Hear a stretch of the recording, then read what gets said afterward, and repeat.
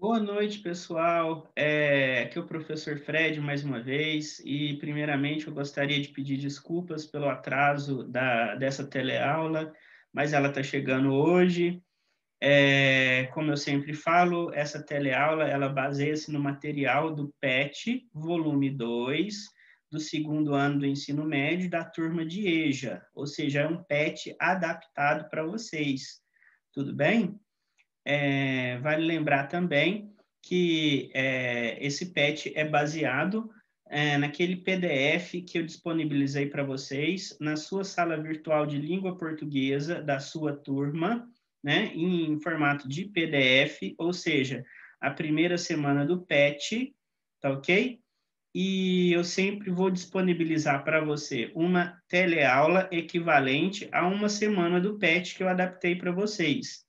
Assim como eu também vou disponibilizar para você um formulário em relação a cada semana do PET, tá bom? E aqueles 40% de carga horária que você tem que cumprir de atividade extra, eu também vou disponibilizar em formato de formulário para no seu aplicativo Conexão Escola 2.0. Essa teleaula também vai estar disponível para você para facilitar o seu acesso tanto no Conexão Escola 2.0 quanto na plataforma do YouTube, tá bom? E como eu sempre falo, aquele PDF da primeira semana do PET que eu disponibilizei para vocês, é importante que você esteja com ele em mãos para melhor acompanhar essa teleaula, seja no seu smartphone, seja no seu computador, ou seja no formato impresso. Ou seja, é importante que você esteja com o PET em mãos para melhor acompanhar essa teleaula, porque a teleaula se baseia nele. Tudo bem?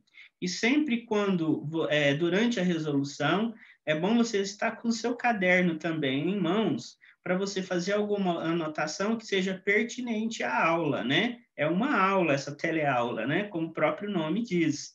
Então, é importante que você esteja com o caderno em mãos para fazer anotações. Mesmo porque o que é sempre recomendado para você é responder primeiro o PET no seu caderno, para depois você poder lançar as respostas no formulário, né? E a gente sempre vai priorizar a entrega, ainda mais agora no segundo bimestre, a entrega do PET através dos formulários que o próprio professor vai disponibilizar. Então, são 4 semanas, são 4 formulários e 4 teleaulas do PET. Tudo bem?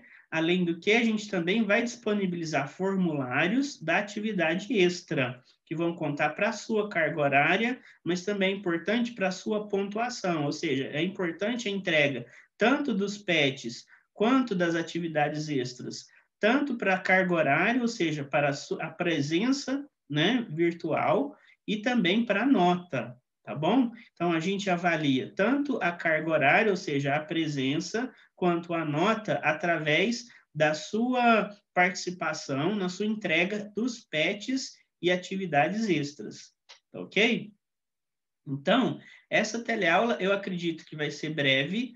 O material, como todas as outras teleaulas que eu sempre disponibilizei, o próprio material fala por si mesmo. Então, não há necessidade nem de ficar com muitas explicações, né? O material do PET está claro e está ali no papel. Eu vou tentar auxiliar vocês numa melhor maneira de resolução. E eu sempre lembro para vocês, as respostas que vão aparecer aqui nessa teleaula são modelos de resposta. Você pode ter pontos de vista, você pode discordar da minha opinião e colocar uma resposta diferente. Tudo bem? Dependendo da resposta, nada impede de você ter uma interpretação. Esse material do PET dessa semana, por exemplo, fala muito a respeito de leis, né? Como a gente está aqui trabalhando em sala de aula, vamos por assim falar, a lei você pode ter uma interpretação diferente da minha. Então, aí vai haver o debate, você pode me procurar pelas redes sociais, onde você achar melhor para tirar dúvida, né? Mas se você tiver uma interpretação distinta da minha e queira colocar na sua resposta, diferente da minha resposta, nada te impede, tá bom? Então, a sua opinião também é importante. A minha opinião não vai prevalecer acima da sua opinião. Eu não sou o dono da verdade, ok? Então, vamos conversar menos e vamos para a teleaula, né? Então, vamos lá para a aula.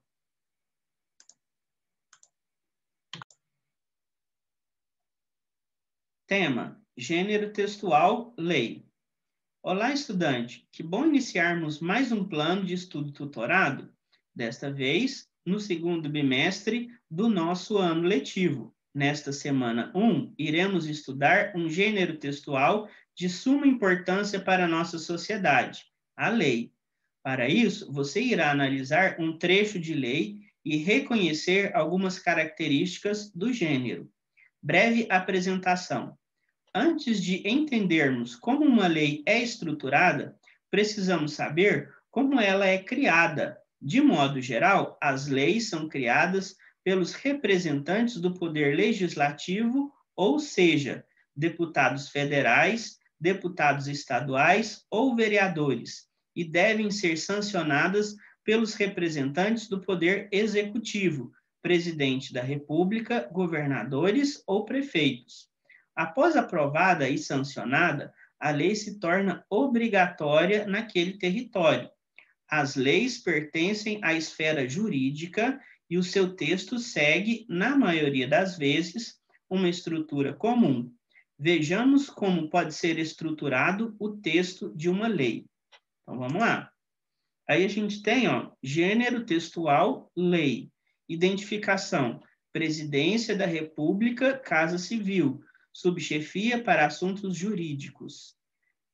Na identificação, encontramos o brasão e o nome do órgão que sancionou aquela lei. Além disso, deve haver o nome e data de publicação da lei. Então, a identificação aí é da Presidência da República, né? Através da Casa Civil, tá bom?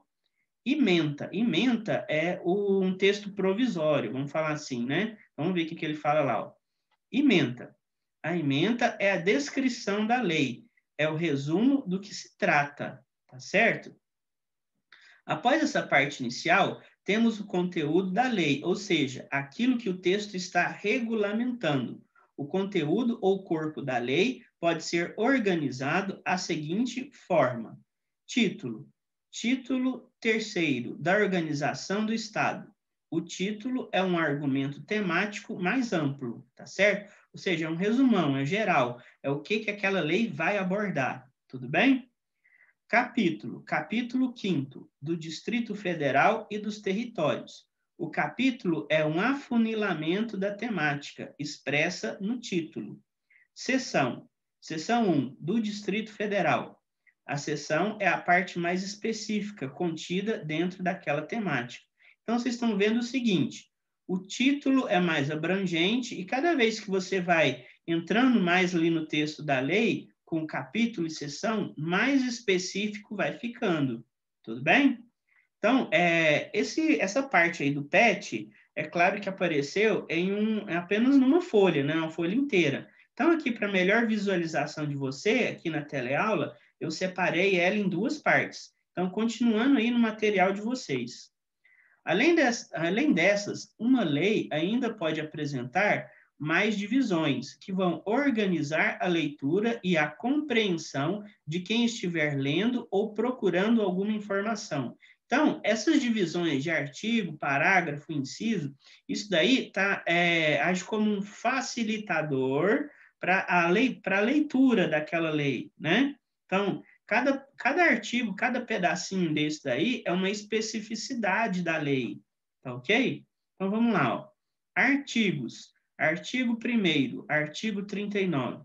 Os artigos são numerados de forma sequencial em algarismos arábicos, tipo 1, 2, 3, 4, etc. Entre o primeiro e o nono artigo, a numeração costuma ser ordinal. Primeiro, segundo, terceiro, quarto, etc. Tudo bem? Parágrafos. Parágrafo único. Primeiro parágrafo, segundo parágrafo. A gente tem aquele símbolo lá, ó, antes do numeral ordinal, a gente tem aquele símbolo que simboliza exatamente parágrafo, tudo bem? Então, olha lá, o artigo pode ter apenas um parágrafo, denominado parágrafo único. Se existirem múltiplos parágrafos, eles serão designados pelo símbolo parágrafo, né? Tem outro nome melhor para esse símbolo, ele simboliza parágrafo, tudo bem? Seguido da respectiva numeração. Incisos. Primeiro, a soberania. Segundo, a cidadania. Os incisos estão disponibilizados por algarismos romanos. O que a gente está vendo aí, pessoal? Isso aí é uma padronização de como que é a escrita da lei, tá certo? Exatamente para que serve essa padronização? Para cada um não escrever a lei de uma forma diferente, tá certo? Então, para você escrever uma lei, ela tem que estar dentro desse padrão, tudo bem? Alíneas A, B e C. As alíneas estão disponibilizadas por letras minúsculas A, B, C, D, etc. E são subdivisões dos incisos. Ou seja, é aquilo que eu falei. Cada subdivisão é uma especificidade, é uma informação mais específica. Tudo bem? Ou seja, existe uma ideia geral e cada vez que ela vai se subdividindo, ela vai se tornando mais específica dentro da lei. Por isso que ela tem que adotar esses padrões. Cada um desses padrões vai indicar uma especificidade da lei. Tá ok? Assinatura: Ulisses Guimarães, presidente da Assembleia Constituinte. Após todos os artigos, parágrafos, incisos e alíneas que compõem uma lei, encontramos a assinatura do chefe do poder responsável por ela. Então, isso aí, pessoal, é um texto da Constituição de 1989, se eu não me engano, que foi 88, agora eu não lembro a data específica.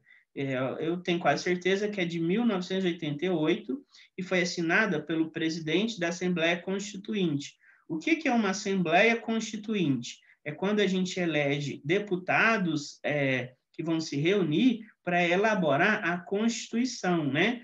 Constituição é a lei máxima, é a lei soberana de cada país, tá bom?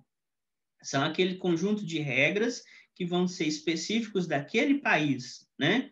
As outras leis, todas de estados, municípios, têm que se submeter à Constituição do país, tá bom?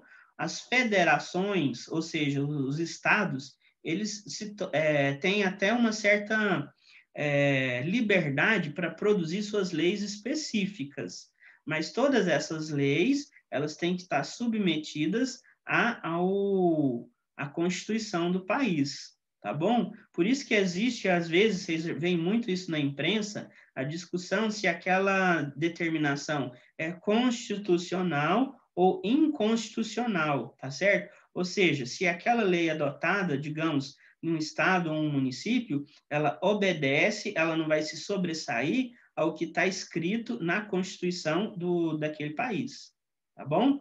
Então, depois dessa curiosidade, vamos continuar aí com a nossa teleaula. Atividades. Agora que você já sabe a estrutura utilizada pela maioria das leis existentes em nossa sociedade, iremos fazer algumas atividades que o ajudarão a ler e compreender melhor essa espécie de texto. Então, vamos lá. Questão número 1. Leia esse trecho da Constituição Brasileira e responda o que se pede.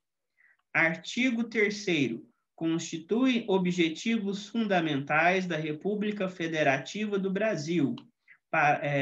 Número 1, o primeiro, né? Construir uma sociedade livre, justa e solidária. Segundo, garantir o desenvolvimento nacional. Terceiro, erradicar a pobreza e a marginalização e reduzir as desigualdades sociais e regionais. Quarto, promover o bem de todos, sem preconceitos de origem, raça, sexo, cor, idade e quaisquer outras formas de discriminação. Continuando. No Brasil, quando vemos pessoas vivendo na extrema pobreza e o aumento da desigualdade social, podemos afirmar que qual inciso dos apresentados anteriormente está sendo ferido, justifique sua resposta utilizando a Constituição. Então, a gente tem aqui, ó, do artigo 3º, né? Na verdade, é obrigação do Estado, né? Quando a gente usa essa palavra Estado, eu não estou falando, por exemplo, do Estado de Minas Gerais, eu estou falando do Estado como um todo, né? O Estado brasileiro, né? A obrigação do Estado, que está previsto aí no texto da Constituição, é erradicar a pobreza e a marginalização e reduzir as desigualdades sociais e regionais. O Estado cumpre esse dever? Não, a gente sabe que não, né? Nesse problema que nós estamos enfrentando da pandemia, isso se tornou até mais evidente, né? Ao invés de erradicar a pobreza, o que a pandemia fez com que ficasse evidente uma ação ou não ação do Estado?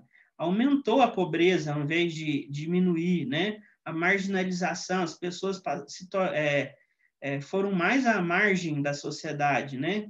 Exatamente por desemprego, né? Piores condições de trabalho, né? Não oferecer emprego para as pessoas é uma obrigação do Estado, ou seja, ele tem que favorecer aquele ambiente para a sociedade, para que exista disponibilidade de emprego e renda para as pessoas. Isso é uma maneira de combater a pobreza.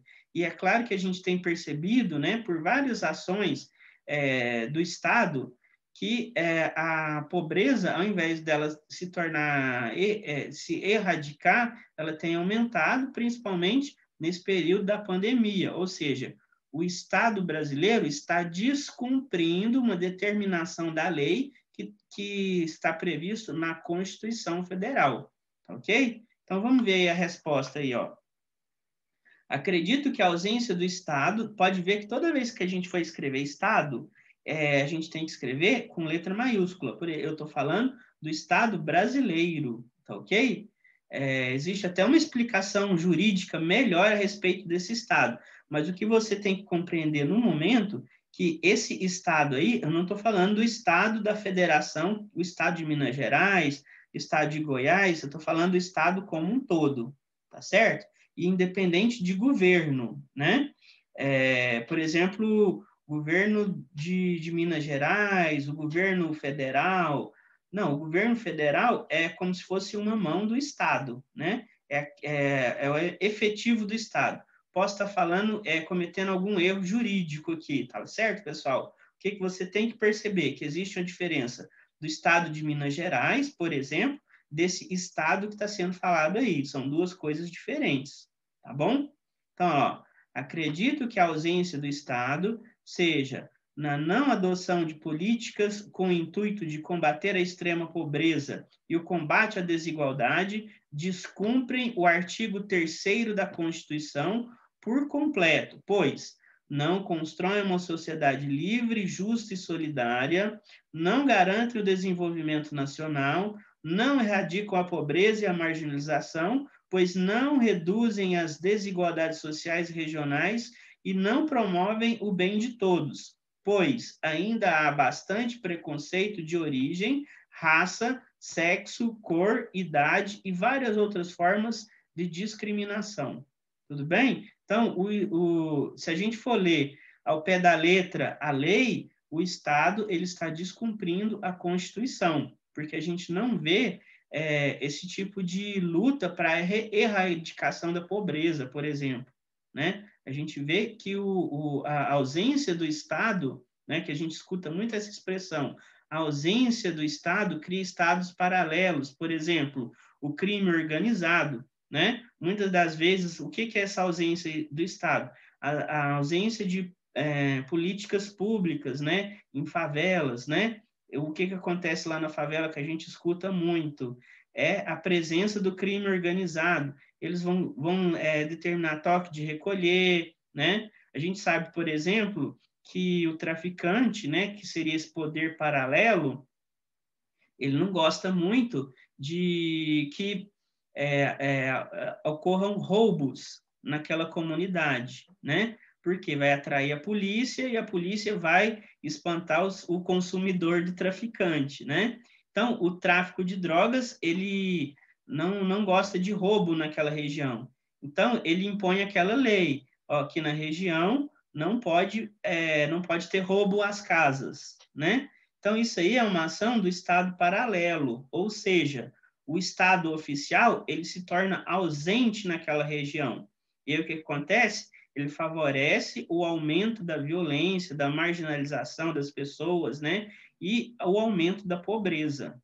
Tudo bem? Então, é isso que a gente tudo isso que a gente pode concluir simplesmente lendo um texto da lei da Constituição brasileira. Tá bom? Então, continuando, pessoal. Questão número 2. Agora iremos ver um trecho da Lei de Diretrizes e Bases da Educação, lei que regulamenta a educação no Brasil. Leia o texto 1 e o texto 2 para responder o que se pede. Texto 1. Maria é uma garota de 11 anos que mora em uma área rural. Maria nunca frequentou a escola, pois a distância é grande e não há como ela chegar na escola. Texto 2, artigo 2º. A educação deve ser da família... li errado, desculpa. A educação, dever da família e do Estado, inspirada nos princípios de liberdade e nos ideais de solidariedade humana, tem por finalidade o pleno desenvolvimento do educando, seu preparo para o exercício da cidadania e sua qualificação para o trabalho. Ou seja, é dever da família e do Estado garantir a educação, seja educação gratuita e de qualidade para o estudante, tudo bem? Para o educando. Então, é dever do Estado garantir essa educação pública e de qualidade.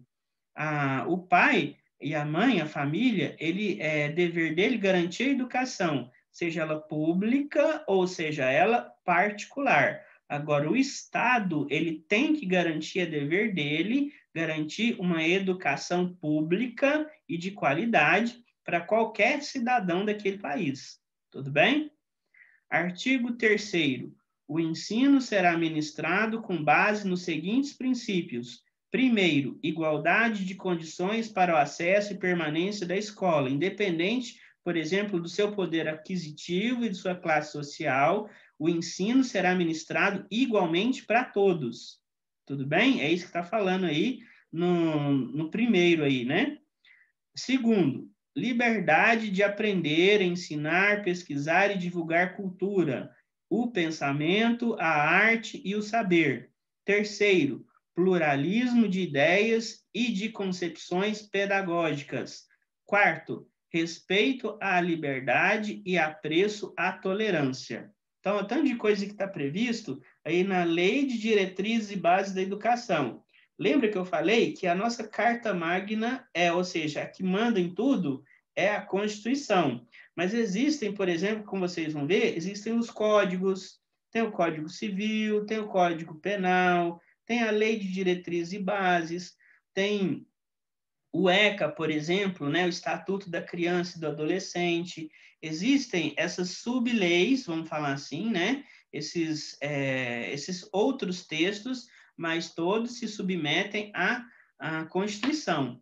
Talvez como se fosse um complemento à Constituição, tá bom? Então, esses outros subtextos, eles complementam o texto principal, que é a Constituição. Por isso que existe aquela discussão de constitucionalidade e inconstitucionalidade. Quando um desses subtextos, eles não se adequam ao que está determinado na Constituição, aí eles são considerados inconstitucionais. Tudo bem? A LDB é uma delas, que ele está falando aí, a Lei de Diretrizes e Bases, ela se submete à Constituição Nacional, por isso ela é uma lei que é constitucional. Tudo bem? Então, continuando aí, pessoal. Levando em consideração a situação hipotética apresentada no texto 1 e tendo como base o trecho da Lei de Diretrizes e Bases da Educação presente no texto 2, escreva um parágrafo dizendo qual direito de Maria foi ferido. Justifique sua resposta utilizando a Constituição. Então, Segundo o texto primeiro, quando ele fala para você levar em base, justifique sua resposta utilizando a Constituição, eu utilizei um outro texto aí também. Eu me apoiei também no Código Penal, tá certo? O que acontece? Tudo isso está previsto lá na Constituição, ou seja, a LDB ela se submete à Constituição Federal, assim como o Código Penal, tá bom? Então, ó, segundo o texto primeiro, Maria é uma garota de 11 anos que mora em uma área rural e nunca frequentou uma escola, dada a grande distância de sua casa para com a escola. O direito de Maria, que está sendo desrespeitado, segundo o trecho da LDB, que a educação é um direito do educando e é uma obrigação da família e do Estado, né? Isso aí está previsto tanto na LDB quanto na Constituição Federal, tá ok? Vale lembrar, aí eu falei do Código Penal, né? Vale lembrar que existe também no Brasil o que é considerado abandono intelectual, ou seja, quando os pais não garantem esse direito ao filho, né? Então, o que é o abandono intelectual? Segundo o artigo 246 do Código Penal, quando pai, mãe ou responsável deixa de garantir a educação primária de seu filho, segundo o mesmo artigo do Código Penal, quem praticar esse tipo de crime poderá ser sujeito à pena de prisão de 15 dias a 1 mês ou multa que será estipulada por um juiz.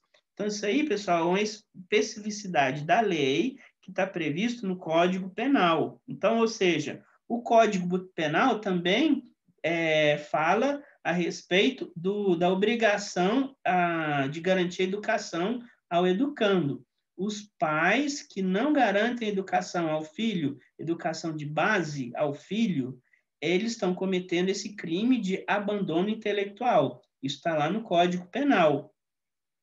O que a LDB fala? A LDB também fala que é obrigação do Estado e obrigação dos pais garantir educação de qualidade para o educando. Isso também está no texto da Constituição, né? Porque você pode observar naquele trecho que a gente leu lá da Constituição, que uma das maneiras de combater a marginalidade e erradicar a pobreza é através da educação, tudo bem? Então, tudo isso gira em torno de uma coisa só, que, no caso, o texto da Constituição, ele não está dizendo claramente lá no combate à erradicação da pobreza, a educação, mas a educação é uma ferramenta de combate, erradicação da pobreza e diminuição da marginalização do indivíduo, né?